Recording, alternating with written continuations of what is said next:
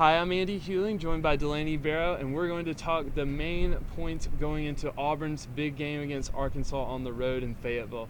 So, Arkansas is one of the big tests for Auburn on the road. It's Roadblock Saturday. It's 12 ranked teams go on the road, Auburn being one of them. It's a game that Auburn shouldn't overlook going into LSU and next Saturday. Delaney, what do you think about this game? I think it'll be a really exciting game, considering Arkansas has no SEC wins, so the Tigers are definitely going to be looking to keep them winless in the SEC in a very competitive matchup. For sure, and Arkansas has kind of been really close in a lot of conference games so far, as they almost beat Kentucky on the road last week and almost pulled off an upset against Texas A&M and Dallas. So they've been there really close, and it's been really just a tough go for the Razorbacks, but they'll be looking to bounce back for a win in their conference in the SEC West. Well, before we really get into all of our predictions and talk for this game, we have our friends from UATV with a preview of the upcoming game. Guys, take it away.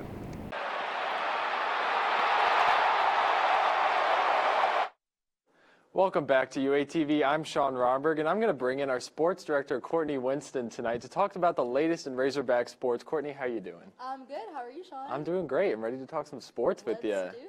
All right, Courtney, so first we're going to start with the big Auburn game coming up this weekend. It's a fall break game. We aren't expecting a ton of fans there. What is Arkansas going to need to improve on in order to maybe try to pull off the biggest upset in 2 years? I don't know. Auburn is 11th overall in the nation. They are third in the SEC West, which is the same division that Arkansas is in. Yeah. They're last. When we're looking at stats, Auburn is only allowing 18 points a game on average. Arkansas is allowing 27. That's an almost 10-point difference. Yes. And the Arkansas quarterbacks, they need to get in a group. I think they need to pick one and have them be the leader instead of changing Absolutely. out every single game. Combined, they have 15 touchdowns.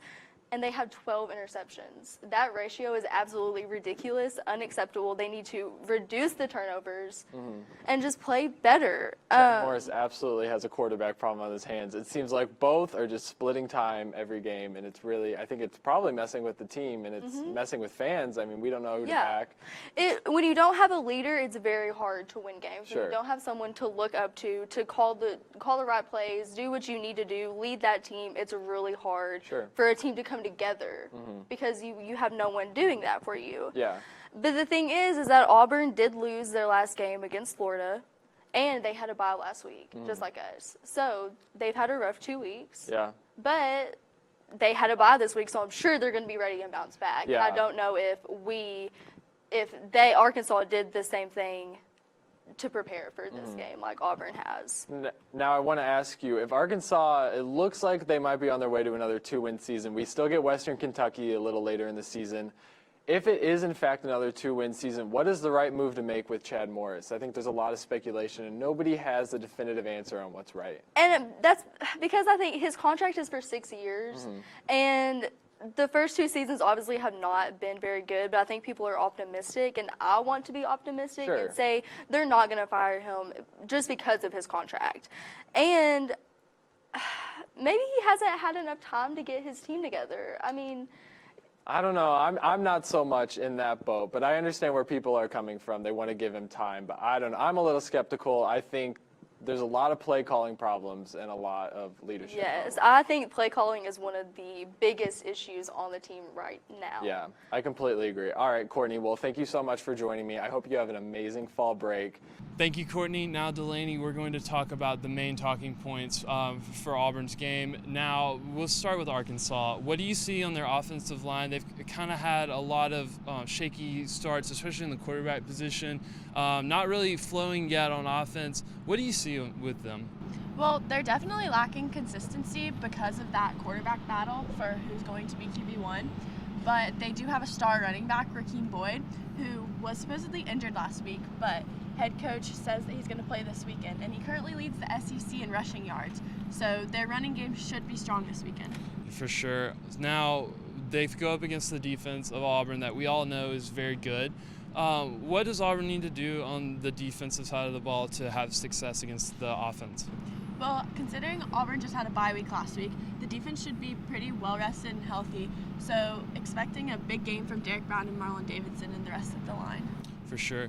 Now let's go to the offensive side of the ball, as Jatarvius Whitlow is now out for 4 to 6 weeks, served his first week on the sidelines during the bye week. Now first week of actual play that he will be sidelined. How do you think the Auburn offense will do with the, I guess, underclassmen that they will have now in the field, like Cam Martin, Sean Shivers, and Harold Joyner, to name a few?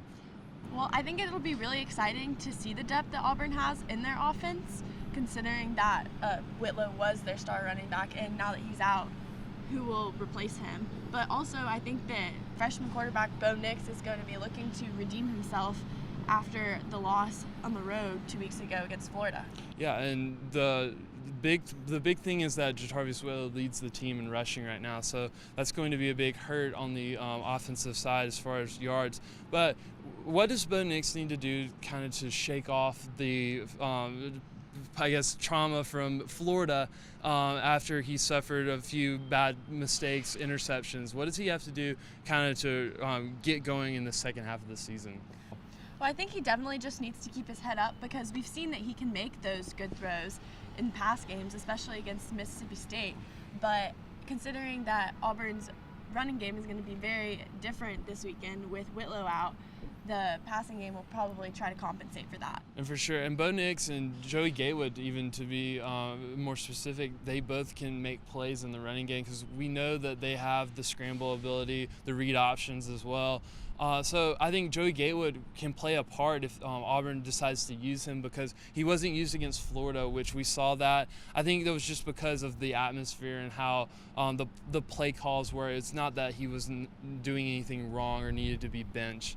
I think Gatewood can serve as a big role in the team. So it's going to be definitely a run heavy with the underclassmen running backs and the quarterback role as well.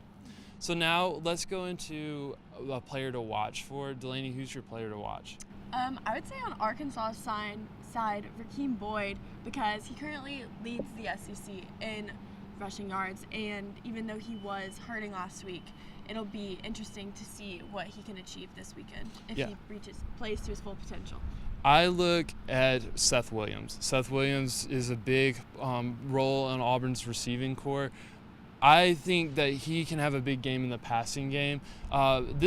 This seems like a good matchup for Auburn in the rushing game, but I think the rushing game can complement the passing game and open up some plays for Bo Nix to go deep and find some deep balls down the middle and get some medium to long-range passes when Arkansas is trying to stop the rushing game from all the rushing core that they have on their team. So I think look for Seth Williams to find some deep balls downfield and get some big plays for Auburn's offense.